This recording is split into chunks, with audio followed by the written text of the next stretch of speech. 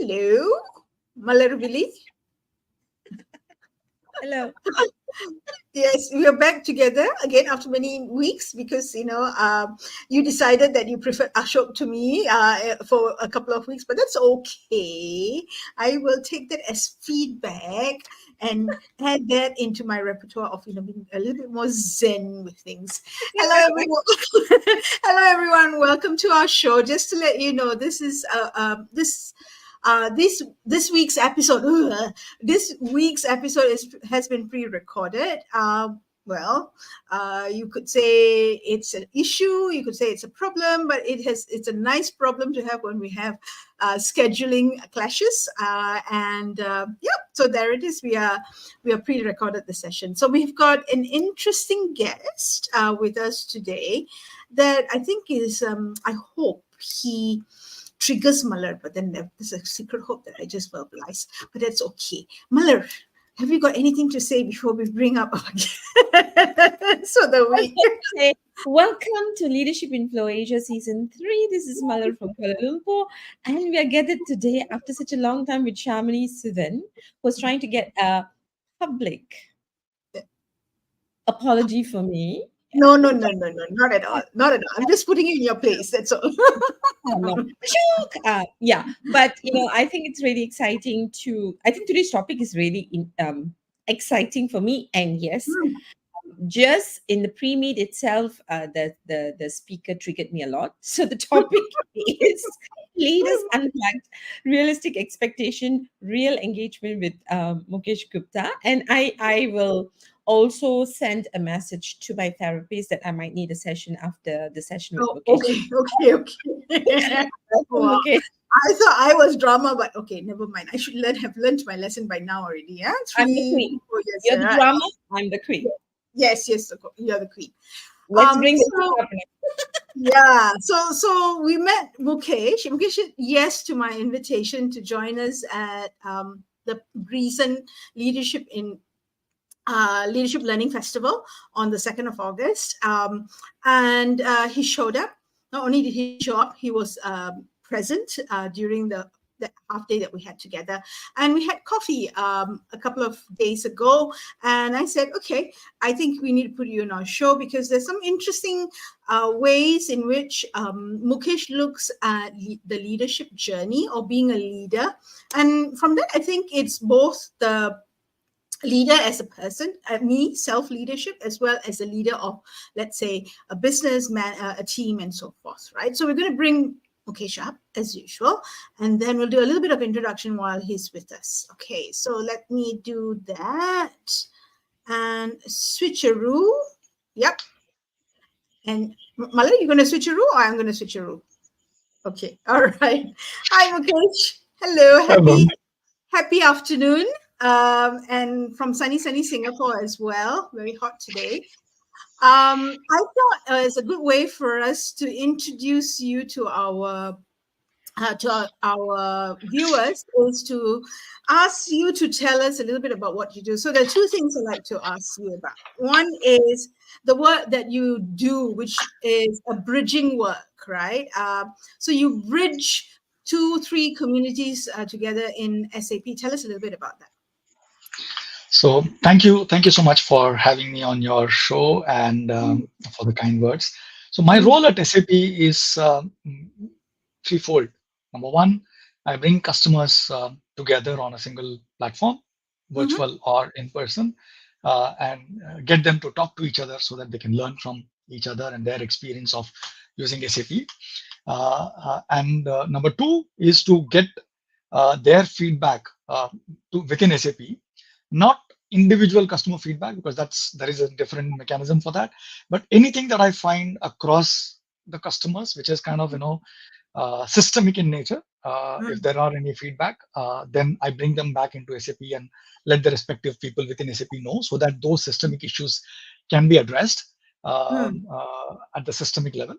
Third is I bring all new technology and products that SAP brings to the market to these customers in that related context, and so that they can learn from SAP and SAP partners in terms of what technology can and how technology can actually help them achieve the business results that they want to achieve.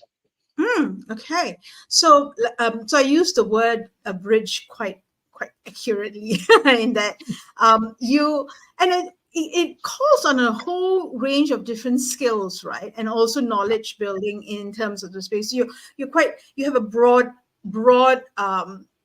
knowledge base around what not just what's happening at SAP, but what's happening with the customers, or also what's happening with suppliers and vendors that are supporting SAP and your customers, right? Okay, so that's one, and that entails skill sets that you have now, that you need to have.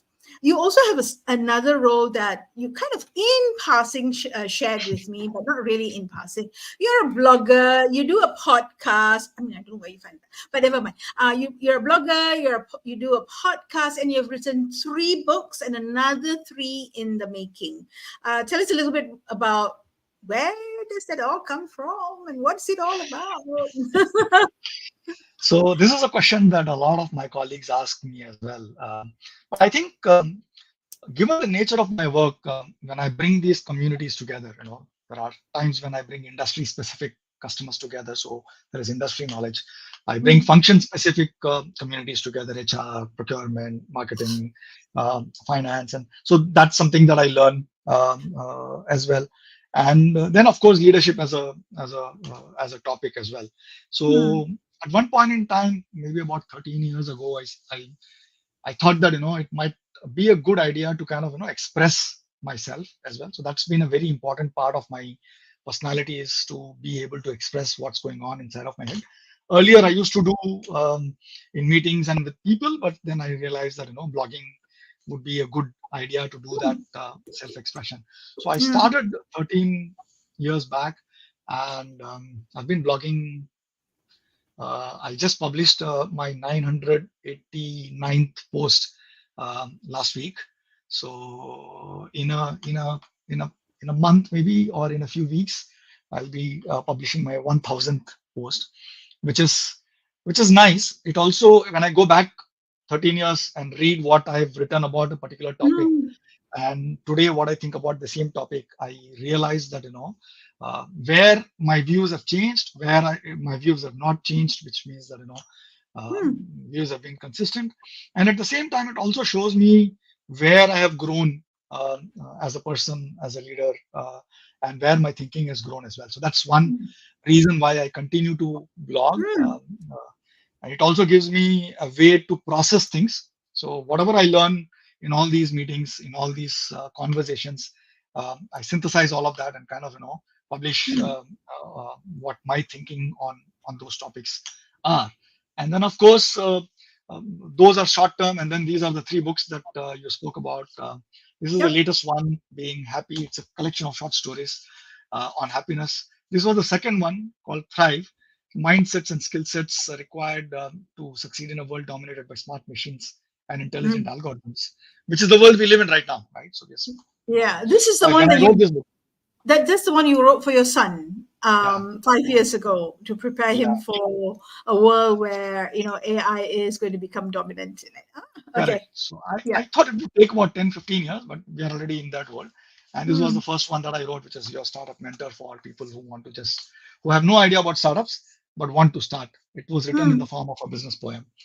mm, And the podcasting is something that I do as my own personal university. mm, I reach out to people whom I look up to on a particular topic and ask them to be on my show. This mm, is my way of picking up their brain, understanding their thinking, and at the same time, because I publish and promote it, it also helps them. For example, a lot of times these are people who have just published a book or mm, just published a course or whatever. So I help them promote their work and introduce them to the following that I have on social. And at the mm, same time, everyone who's part of my community, who people who follow me on LinkedIn, who subscribe to my newsletters, who read my blog or listen to the podcast, to also be exposed to new thinking from that point of view. So everyone mm, benefits. So that's the reason mm, why podcast. I would have mm. loved to do a lot more consistent with my podcast. I mean, there are times when editing of the podcast and publishing an audio or a video format is a lot more time consuming than writing a blog, which I can do wherever I want to. Wherever you are. So, Yeah. That's, so okay. even then, 67 episodes on the podcast as well. So Oh, yeah, okay. Right. So I think we can appreciate the amount of work that goes into putting together a show and doing it with intentions and for a purpose. So thank you for that, because it kind of gives us as well as our viewers an idea of where you're coming from, and how you think about things, and what we're going to talk about in a short while around unrealistic or realistic expectations in terms of radical acceptance and things like that, right? And how then does that work in that space that we takes a lot of our time, i.e. called work. Right. So I'm going to pass the baton to Muller so she can get started going. You thought what you can cruise, is it, on a Saturday afternoon? Okay, I'm still digesting the number of blogs he has written, Yes, yes, and yes. just I was going to be this drama queen who says, "Oh my gosh, look at this guy, how much he has written and what I've been trying to do." But okay, I will pick up the speed and deal with my suffering later. Mm, mm. Right, since I'm my suffering. Okay, now that's yeah, we're going into realistic expectation. So I think it's really interesting that you're able to do so much. One would think that what you're doing is unrealistic. That's from my perspective, Mukesh. Like, Mhm. how do you keep the job, right, and be a leader and do so many things, which then rightfully gets us into today's topic. Perhaps you can start with helping us understand, what do you mean by realistic expectation? Or I think you used the word real. I like to really, for our audience, to differentiate the word real and realistic, to start with, and then we take it from there. Mhm. okay. So I think a lot of us all the time when we look at things, we kind of look at them like this, from very limited point of view. Uh, we may tell ourselves we do this because of various reasons, because we don't have time. This is what I'm responsible for. This is what is realistically possible to do. Mm, But I think it is important that we distinguish between realistic and real. Now, how do we do that distinction? So, when you actually are able to move from this limited point of view to kind of widen your perspective, to do a lot, to see a lot more, to observe a lot more, and to become aware of a lot more, you're moving from being realistic to being real, because um, the way human perception works is that whatever little that we see or allow us to see, very little, if I'm not wrong, the percentage is about 5% of what we see is what Mm. we are actually observe and react upon. So if your vision is limited, and if your observation is limited, because you think that is practical and that is realistic, it becomes that much more difficult for you to really understand what's going on. And what that is what I mean by real, which is the ability for us to move from your limited point of view to broadening your point of view and perspectives to see a lot more, therefore being able to process a lot more, to be able to observe a lot more. um, of course, I mean, you will never be able to understand everything that is going on around you, but at least you can look at what is real from a very broad sense, when you move from your limited realistic perspective to a more broader point of view. Mm. And that is what I mean by moving from realistic to kind of real. And another thing that I've seen a lot of leaders, including myself, I mean, I'm not saying that I do this all the time, but a lot of leaders, what we end up doing is letting ourselves off um, much much easier than we should let ourselves off on. So Mm. our expectations from ourselves is a lot lower than what it should be. Mm. Okay. I'm going to ask a follow-up question if you know. So, um, our expectations of ourselves are lower than what it ought to be. Um, It's why do not you say? ought to be. It's not Uh-huh. ought to be. It's Mm. just that we are capable of a lot more than Mm. we give ourselves credit for, Mm. than we allow ourselves to be. By being realistic or being practical or being, uh, you know, uh, we we kind of allow ourselves to be smaller. There is a Mm. lot more that we can do. There is a lot more we can be. There is a lot more that we can achieve, but Mm. we tend to limit ourselves by doing this, by being Mm. realistic. Being realistic, being practical. It's a limiting belief, is what I'm hearing you say, right? That this is realistic, this is not realistic, this is unrealistic, and therefore I can. So that's a limiting belief in terms of our ability or capability or our strengths, Yeah, just our simply ability. take my example. Just take my Mm. example. Everyone tells me that it is unrealistic to be on a full-time job and write blogs and write books and host a podcast and publish Mm. videos. But it's not that difficult. It's just that you need to pick what is important for you. You'll always find time for what is important for you, that you think you're passionate about. So, for example, some people are passionate about gardening, so they will always find time for gardening. Some people are passionate about travel; they will always find time for travel. This is Mm. my passion, and this is what is important for me, so I find time for it. So, as I said, we are all capable of a lot more than we Mhm. give ourselves credit for. Sorry, Malar, I interrupted you. Please carry on. In your No. As he's talking about it, I'm reflecting on myself. That's all. okay. And yeah.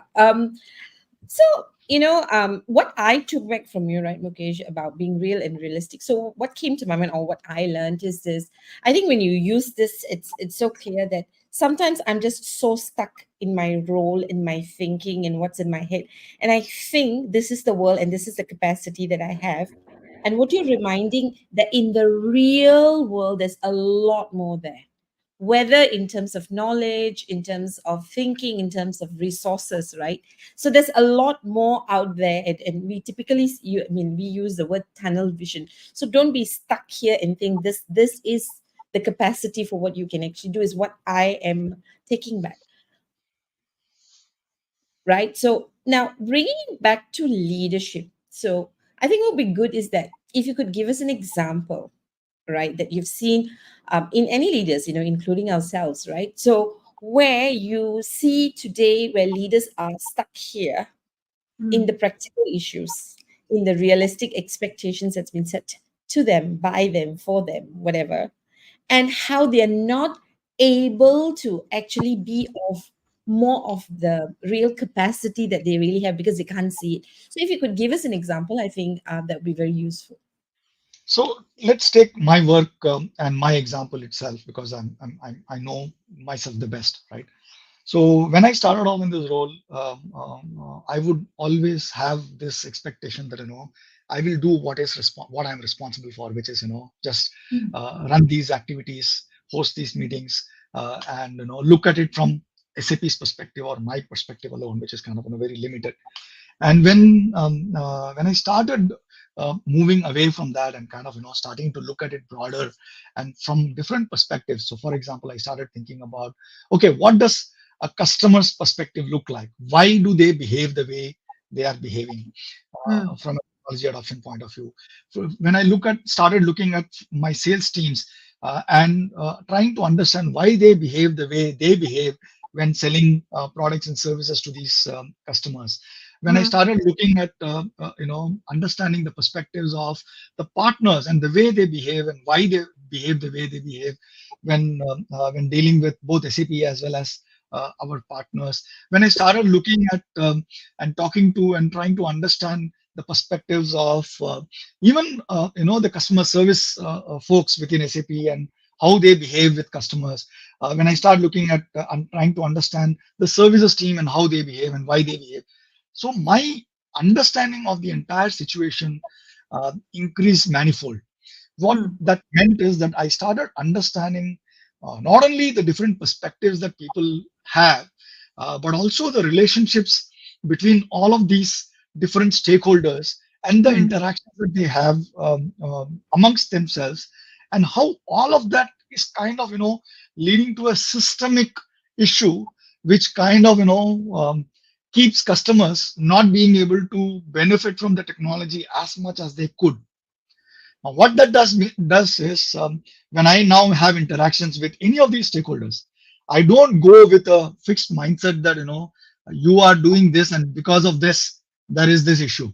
So when I go to them, I try to explain to them this web of interactions, this web of systems, and how each one of us is behaving, and how that is kind of leading to the Mm. issue that we're seeing in the market.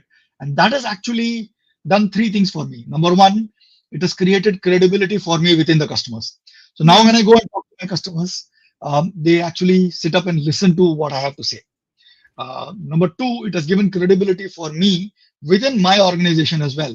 So when I go Mm. talk to my stakeholders, they understand what I'm talking about and where I'm coming from. And not only that, they also understand slightly more broader. So their vision is slightly more broadened in a way. Mm.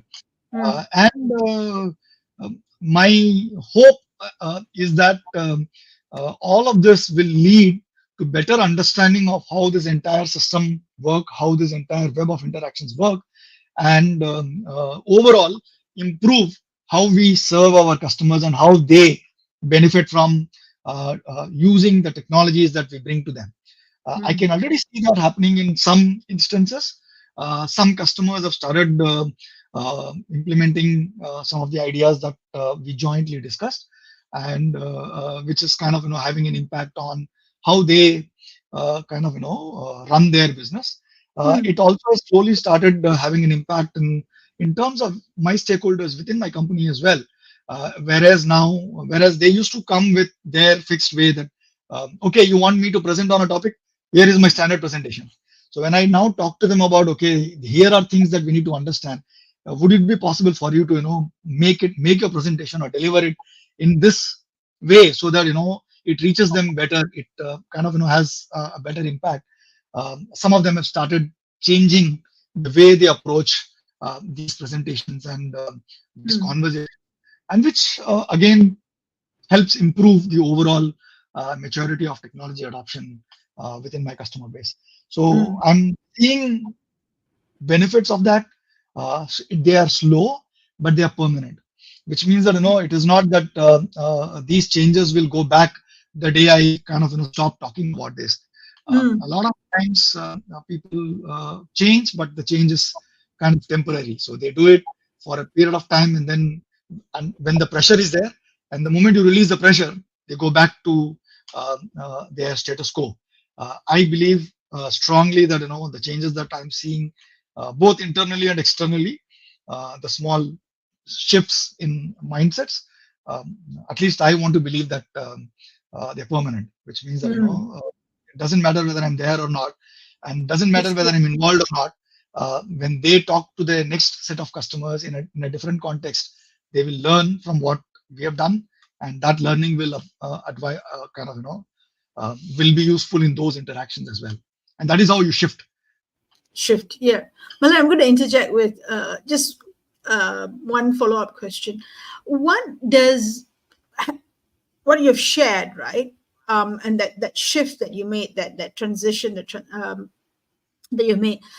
What has the outcome of what you've shared, the benefits, the outcomes?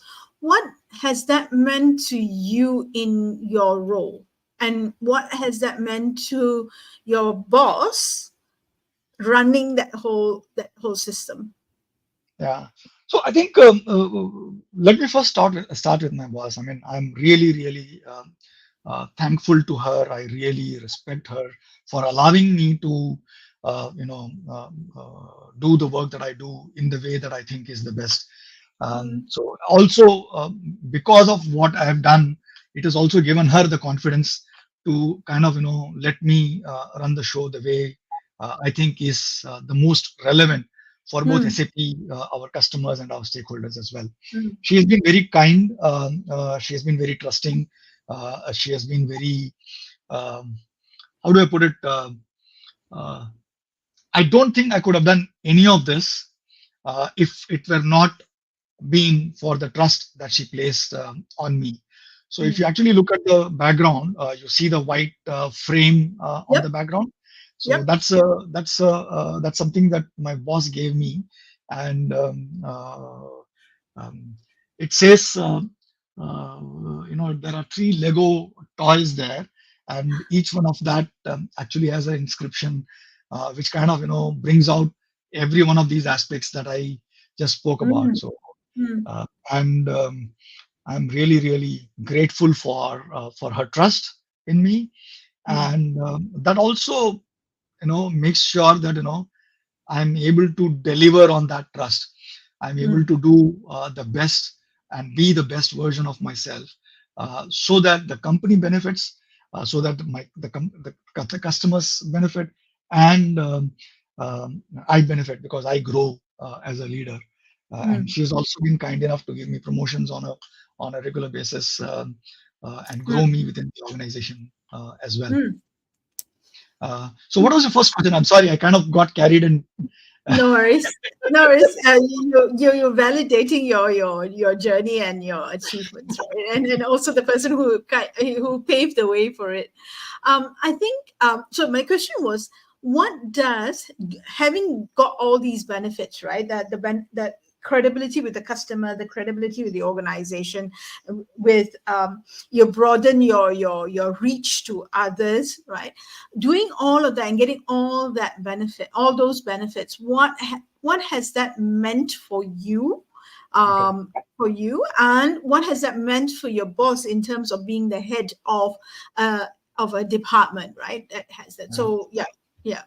So I think personally for me, what it has done is it has reinforced my thinking and belief in the fact that we can be a lot more, we can do a lot more if only we actually broaden our perspectives and horizons, and think Mm, a lot more systemically, and think a lot more. Uh, Understand that things are a lot more complex, and complex problems requires complex solutions, which are mm, not necessarily short-term oriented. So it has given me the patience to kind of and the acceptance that what the change that I want to bring in, both in myself, in customers, and in my colleagues, is going to take time, and accept the fact that it is going to take time, accept the fact that I am doing whatever I'm doing is beneficial for everyone involved. Now, what it has meant for my boss, I personally think that when my customers meet her and they give feedback in terms of how I'm working with them, how it benefits them, it kind of validates her position in her trust mm, on me. And within the organization, I think her standing, not just because of what I do, because of every one of my colleagues who does this exact job in their own way, that is required in their own markets, given their own reality, has actually enabled her to command respect, both from my CEO as well as all the other senior leaders. So today, when she asks for a meeting for any of our customer meetings, the user groups that I represent or any of my colleagues represent, every single one of these leaders actually take time out and really listen to mm, what these customers have to say, what she has to say, because every one of us kind of gives feedback to her. She looks at the feedback across the globe and looks at what are systemic things that needs to be resolved at a global systemic level. And when she mm, gives that feedback to their respective leaders, they sit back and listen to her, and sometimes they act on it, sometimes they don't, depending upon what their perspective is as well. So mm, as a whole, my boss has been well respected. I mean, there have been many times when there have been layoffs within the organization. There have been reorgs within the organization, and one of the things that Touchwood, her team, which is all of us, we have always been kind of seen as a unit which is mm, small but packs a punch, and mm, which kind of helps her get what she wants, mm, uh, both from a respect point of view, from a budget point of view, from a influence point of view. So all of that, she's able to do that because of the work that me and the entire team mm, does. So what I do here is based on what I see and the customers here. My counterparts in the US, in Europe, in Japan, in China, they respond to what is real there, yep. What right? you've So beautifully given is an example of gravitas and visibility and presence, right? You it's a way or method of commanding respect in that you got your not just the content knowledge, not the subject matter expertise, but the ability to voice it and create a presence within the leadership to say, hey, what I have to say is important. It's not just the content, but I'm bringing something to the table, right? And I'm making it worth your time to listen to me. yeah, Beautiful. Mother, over to you. This is a rare session where I don't know what question to ask. But yeah. But I'll still ask, figure something out to create some drama. Actually, what I took from Mukesh was really I think Mukesh, I'm tempted to use the word lucky, but I know you're not lucky. Okay, I think you make your own luck. Mm, That's very clear for me. But I think your luck is that you create your own luck, and one luck that you inherited is probably your boss, because what you're sharing is so relevant as to. So for me, I can see how you are sticking to the why of why you do things, right? And that's why you are looking at it, with systems thinking, knowing that you're not looking for simple solution, because our problems are complex, yeah, right? And I think the for me, while you give credit to your boss, yes, credit to your boss, yes. uh, Having said that, I think you have very clearly built your own credibility and your trust factor with all the stakeholders, which is why people listen to you now.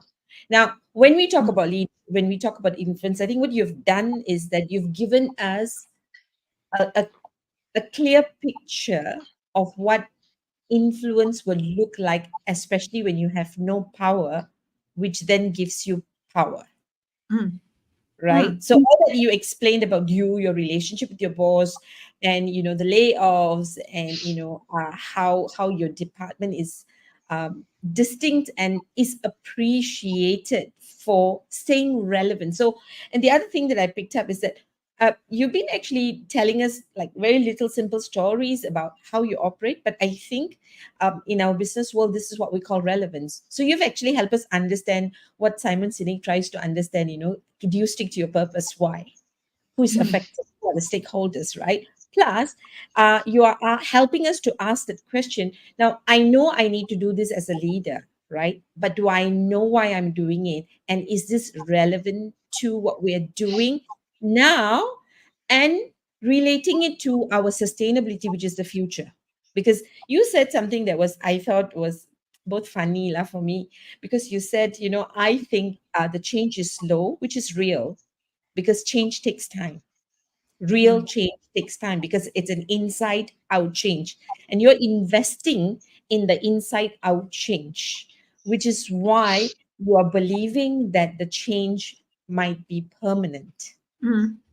I think this is the right time where we actually introduce radical acceptance, because I wanted to ask you when you said, I think the change is slow but permanent. Is that part of your radical acceptance? And for that, I think it'd be good for you to introduce radical acceptance and take it for us. Yeah, I think that is a radical acceptance for me, and only once I accepted the fact that a change is going to take time, and these are complex problems which require complex solutions, and it is not just me or any one person who can actually solve this problem. The solution requires everyone involved to come together, to realize, to accept what is real, and then think about how do we solve these challenges. Um, the entire concept of radical acceptance, as I was telling you, is important both from an individual point of view as well as from a relational point of view in our work for leaders as well. So, what do I mean by individual acceptance? So, first of all, we need to radically accept who we are, the strengths that we bring to the play, the challenges that we have, or the weaknesses that we bring to the play as well. And we do that. Once we do that, then we can actually move forward. We can decide what to change within ourselves, and we can actually go about doing that change. Unless that radical acceptance of who we are, both with what is good with us and what is bad with us, doesn't happen, no true change actually happens. So, given that, let's just take this example of let's assume that every new experience that we have in our life. Let's assume that life is like walking along a river bed, and every new experience that we have is picking up a pebble from the river bed, and kind of that is an experience. Now there are two things that we can do with this pebble once we have taken. There's no choice in terms of whether or not we take this pebble, because life goes on, and as life goes on, you will have experiences. Time will pass, so which means that you will be given these pebbles whether you like it or not. You will be given experiences whether you like it or not. So constantly over a period of time, you have these pebbles. Now there are only one of two things that you can do with these pebbles. So you can actually experience this pebble in its completeness, and let it go, and accept the next one. Experience it, let it go, accept the next one, accept it, and then let it go. Or you put it in your backpack, and carry it with you wherever you go. Now what happens is, with a lot of us, it still does to me as well, but what I tend to do now is less often than it used to in the past. So and once you keep these pebbles in your backpack, which is you're holding on to these experiences and emotions that these experiences cause you, very soon you will find that the backpack starts weighing you down. The pace at which you can move in your life slows down because of the weight you're carrying on your shoulder. You start, becoming more and more lethargic. You kind of, feel that the world of the weight of the world is on your shoulders. You kind of, um, um, Yeah, it's not a good feeling at all, and it creates a stress. It creates the limitations that we put on ourselves, because with all that weight on your shoulders, obviously you don't think you can do More. a lot of things that you want to do. So that kind of moves us from being real to moving towards more realistic, and kind of accepting that we cannot do, or we are not capable of doing that which we are capable of. Now, Mm. there are two ways. As I said, the first way was to kind of experience it and let it go. That is radical acceptance. You accept what comes to you. You experience it fully. You emotionally, go through whatever emotions those particular moments spark in you, and you decide to let it go. And then you're ready for what to do about it. You can, when I say fully experience it, you can learn from what that moment taught you, and then you are free to do what you think is the next right step in your journey, what the next best thing that you can do in your journey. So if I have to, again, one another way perspective to look at this is, the way our mind functions is as below. So number one is, there is a sensory experience that we have. So we touch something, we hear something, we see something, we smell something, or whatever. Then our mind attaches a meaning to that experience, the sensory experience. This meaning could be, you feeling good about it. Someone calls your name, you feel good about it. You suddenly hear something, go off, loud noise, you attach a meaning to it. And depending upon what meaning you attach to that experience, creates an emotional response. And based on that emotional response, you actually act. Now, in the entire four-step process, the only place you have control over is where you attach meaning to the experience that you had. You don't have control over the experience that you had, because if Mm. someone calls your name, you cannot stop hearing the name. Or if you touch something, you cannot stop the sensory experience that creates. Your eyes are open, so you cannot stop seeing anything that comes through. Uh, Once you attach a meaning, the emotional response is also automatic, and the reaction to that response is also automatic. So the only place where you have control is attaching the meaning, and that is where, if you accept it completely, which is what I'm talking about, radical acceptance. So if the meaning that you attach is neither positive nor negative, and it just is, you just experience what was, that gives you the ability to then do multiple possibilities that you can then explore. And that is what creates multiple opportunities and optionality in terms of how you proceed from where you are. And that is what is super important for us, if you want to really solve complex problems, to have these optionalities, to understand what are the different threads that we can pull in order for us to move forward, given where we are. Mm. So Nice. what did you have to radically accept to move on? So I had to accept the fact that, as a person, as an individual, I had to accept the fact that my strengths lie in, the ability to think through, which is intellectual strength, to think through solutions to problems, and not necessarily emotional ability to address those problems. So that was my radical acceptance, that I'm a lot more intellectual than I am emotional. As Mm. a leader, I had to radically accept the fact that people will take time. People do want to do good work. People do want to, are capable of a lot more than they think that they are capable of. People do need, someone to believe in them, that they are capable of a lot more. And all permanent change takes time and patience. So all of this I had to accept in order for me to be at peace with what I am doing, and to accept that what I am doing, the seeds that I am sowing, probably will take a lot more time and probably will not be for me to see the benefit or have the fruits of the seeds that I'm sowing right now. But I know that over a period of time, wherever they go, they will do well. Okay. Now I'm going to shut up. Thank you. Because I've got 3 questions lined up for him. He's triggered me. You know, He triggered me. I knew. When he gave the example, I know already. I don't want to look at Malar. Okay, the first fun question that I have for you is you said you get peace, right? So is peace an emotion or a value for you? Sorry, come again. I missed your Is question. peace an emotion or a value for you? It's both and neither. Okay. So it just is.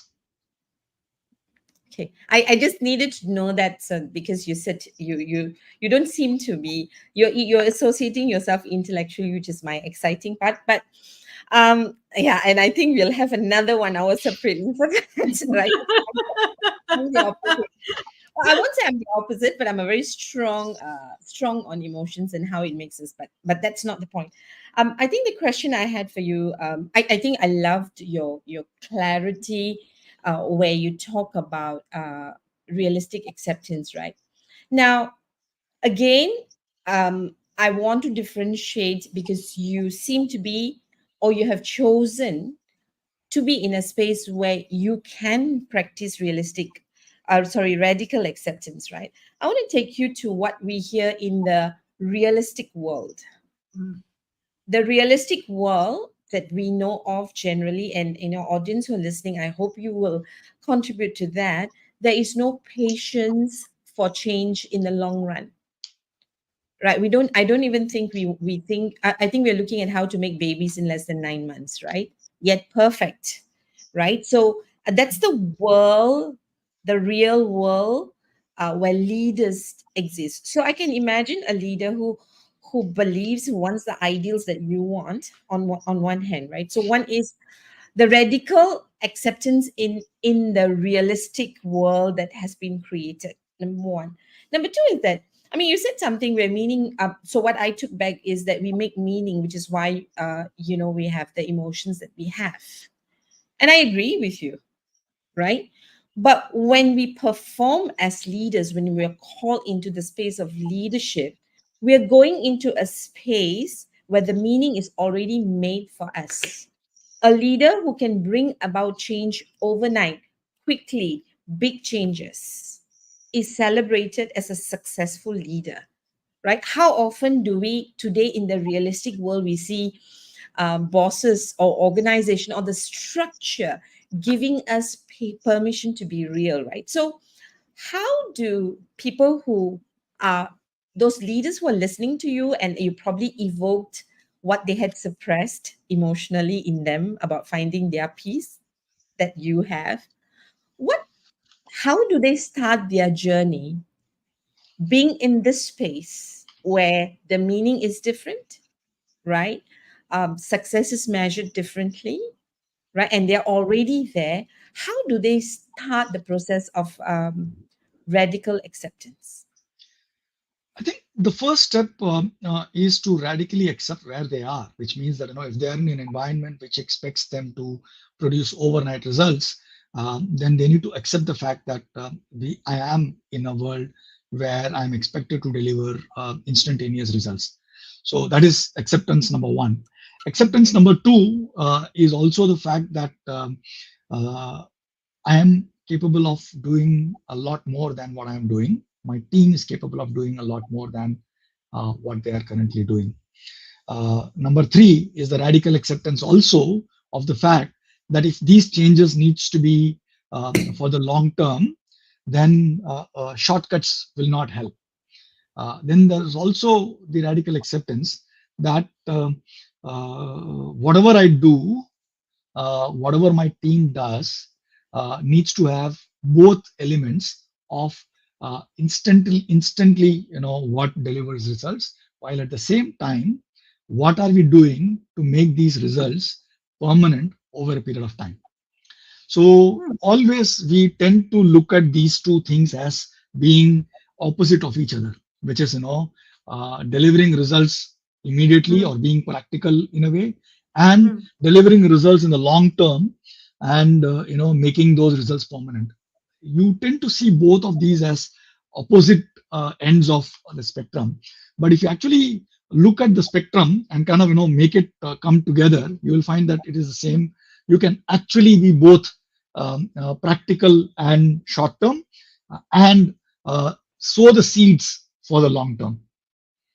What it does require is for the leaders to do the work with their team to figure out what does it mean, what is it that I can do today which mm, can actually help my organization today, and at the same time, what can I do today in addition to that, which can also sow the seeds which will deliver fruits 3 years from now or 5 years from now. And when you start doing this thinking in terms of both short term and long term, is when you will find that these are the leaders who will find that wherever they go, people will follow them. These are the mm, leaders where not only are they able to deliver the performance today, but they're able to maintain the performance that they have delivered. So yeah. you will find that these are leaders who are not only able to deliver performance today, but are able to deliver it consistently over long periods of time. Because what they have also done while performing today is they've sown the seeds of performance or high performance from 2 years from now, or 3 years from now, or 6 months from now.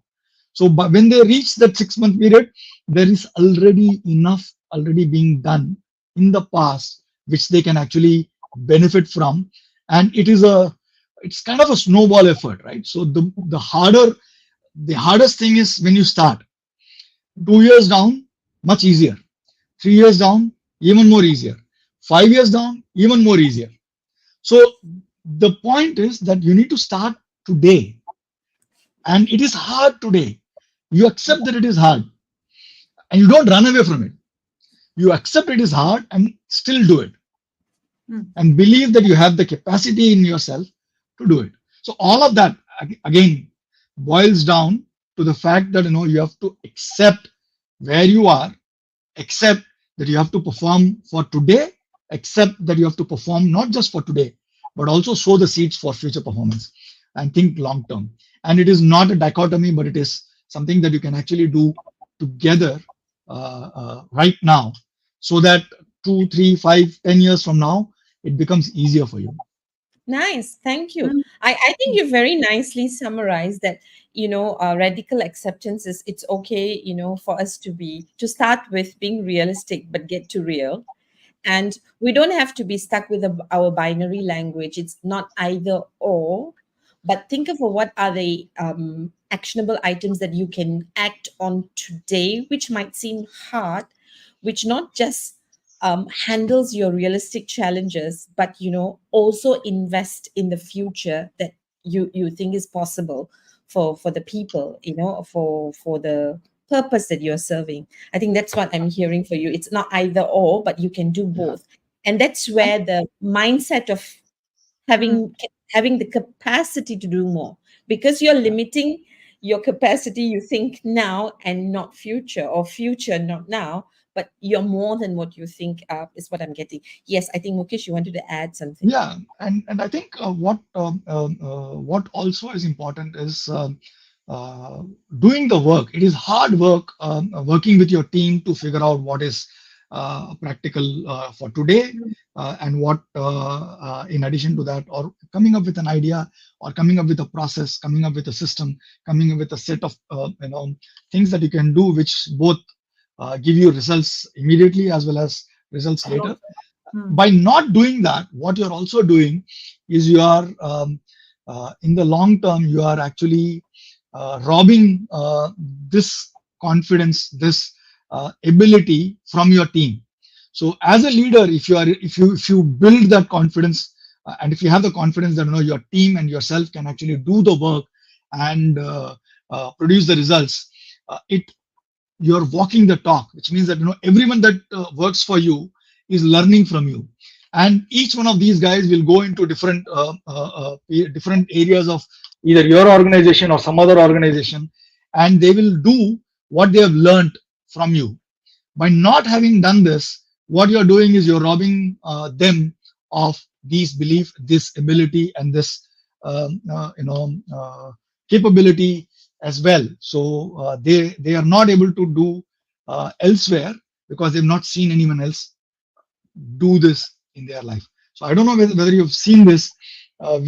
As people, we tend to not only adopt the thinking of our leaders, but also the mannerisms. I know, for example, a very senior manager who would always address people as dear. Now you talk to them anything and they'll say, yes, dear, no, dear. And then you talk to their team, everyone uses the same thing. Yes, dear, no, dear. uh, the way a leader speaks, the physical mannerisms that they have is also subconsciously adopted by the people that they are leading. Their mindsets, their beliefs, their limitations, their capabilities, also their leadership capabilities also kind of is absorbed by the people that they are leading. So if you feel responsible for your people, and if you really want these people to go out and do well for themselves, it is our responsibility to make sure that we give this experience to them, so that they also believe in themselves and uh, uh, you know uh, their ability to believe themselves and in their teams. And this way we kind of spreading the right kind of leadership across the world. Over 10, 15, 20, 25 years, you'll find that we have much better leaders, which is a paucity of leaders today if you actually look at it. Both in the political sphere and in business sphere, there is a paucity of good leaders. And the only way to resolve that is uh, uh, to create these seeds of good leadership that over a period of a decade or two will flourish, and which actually is each one of our responsibility, if you ask me. Nice. Malan, you got your 3 questions answered? Okay. So I think I'm going to ask a question that hopefully will help us summarize it. I think I'm being smart with my question, so let me see whether I can get it or not. All right. So we talked about 2 things. We talked about realistic or unrealistic expectations, right? And we talked about radical acceptance. So if I were to ask you, if you were to encapsulate it in a minute thereabouts, radical acceptance is, when I heard you, to me, it came across as, what do we need to let go in order to grow? Okay. So taking your analogy, your metaphor, your story about the stones, right? So the stones that you experience it and you let it go, but there are also stones, we are humans, that we will put at the backpack, right? And it's those stones that are holding us down. So how does a leader think about what stones to throw away or to remove from or let go in order for that jump from realistic to real happens a lot faster, so that we can so leaders can do exactly what you were talking about, right? You're not sowing now, you're not just acting for now, you're acting for the long term. You're acting for the development of the solving of now, but the development of the future, right? So the question once again is, how would you say leaders should think about the stones that we need to throw away? All right. We need to let go in order for us to move towards from realistic and the idea of practicalities to being real. There is only one way to move forward, which is to accept where you are, to accept all your decisions that you've made in the past, to accept that the world that you are living in, or the environment or the context within which you are living in, and what the expectations are. So whatever happened in the past happened in the past. So you don't. It's a very painful way of taking out each one of these stones from your backpack and leaving them one by one. And it is a long. It's not only painful, but it will take a long time. So the best way is to drop the backpack in its entirety. And the way you do that is you accept who you are today, right now, the way that you are, accept everything that you've done in the past, give yourself this thing that, I did what I thought was the right thing to do, given the situations, and I'm happy, or I'm at peace where I am today. And Hmm. as they say, tomorrow is the first day of the rest of my life, and I make decisions, better decisions, different decisions, starting now. That's about it. So the moment you accept this, um, everything can change and shift. Okay, wonderful. So, on that note, on the hour, we have to accept that the hour has come to be and to pass, and be real with our expectations of how long this conversation can go on, and it can go on for a long time. So we, on the other hand, have to figure out that today we'll solve for today and leave it here. Thank you, Mukesh, for being with us. And to share not just your experience, but also your hope and your wonder of what leadership can be, not 5 years down the road, but immediately as of today. Thank you so much for being with us. I'm going to move you to the backstage while Malar and I do our closing. But before Thank you you. do, you're welcome. Thank you for having me. You're most welcome. It's a pleasure. Anything else you'd like to share with our viewers before we move you to the backstage? No, be at peace, accept who you are, where you are, and make better decisions going forward. Okay. All right. Thank you. I'm going to move you now. Okay. So it triggered, huh? 3 questions that you had to get off your chest I to won't be ask. able to sleep for the next few nights, is for sure. Reconciling, threading. But I mean, no, that's not, Nothing not to reconcile. I think it will take many, many cups of coffee with Mukesh. But I'm going to take the best advice that he Mm, gave so that mm. I don't lose sleep and have my peace, which is drop the bag. Yeah, drop the bag. Okay. Yeah, I'm dropping Mukesh and all in terms of pebbles that's going to Excellent. annoy and irritate me. I say I'm dropping it because I'm going to have a great weekend. I don't But think it was what he meant. He meant, but no, no, that's how I'm going to take it. I drop I accept as I am. But I think this episode is different. mm, It's different because you won't be able to listen. You have to slow down when you're listening to Mukesh if you're listening on mm, Spotify, because you mm, need to process the mm, depth of wisdom, mm. which is very valuable in the real world that we are currently struggling. Correct. It sounds simple enough, but you really need to slow down to process the depth of the wisdom that he has shared and that has Mm, triggered me. Of course, so if it triggers you, know that I am with you. But I think the trigger is really very valuable because he is really calling us to just for once really think about who we are, where we mm, are, accept all the things about us, because this is where we are, and then go forth. It almost sounded like a blessing, right? He said go forth, right? And how yeah. do we want to go forth? By serving the present and seeding the future. And I think that's important.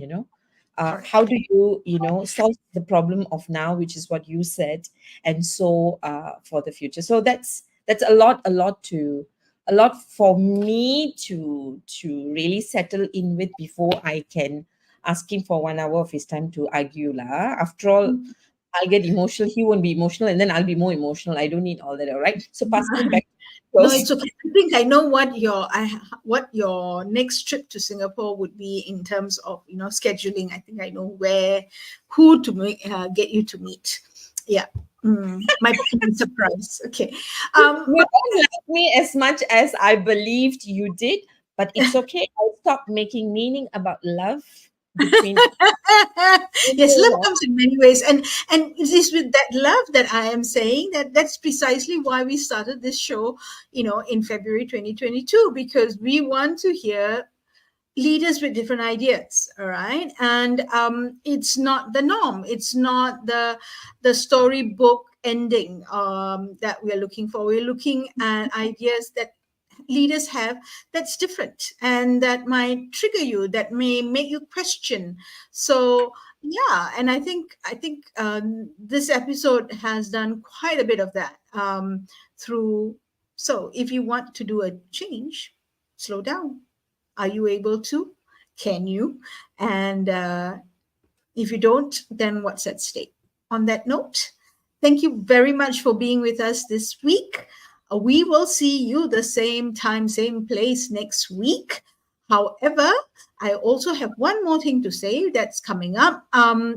Just before we go, right as we close, we're coming to the end of 2024. 2025 is just kind of round the corner. So Muller is going to be hosting a day-long leadership learning festival in KL on the 5th of December, centered around well-being. And in Singapore, we'll be doing a final run of the leadership learning festival. Date is still being sorted out, but it's going to be either in late November. But I'll keep you posted on that as we go along. So if you're in Malaysia or you're planning to be in Malaysia, KL, Kuala Lumpur, or PJ on the 5th of December, please keep that open, and we'll be happy to see you there. In the meantime, bye-bye. Have a good rest of the week, and we'll see you when we see you.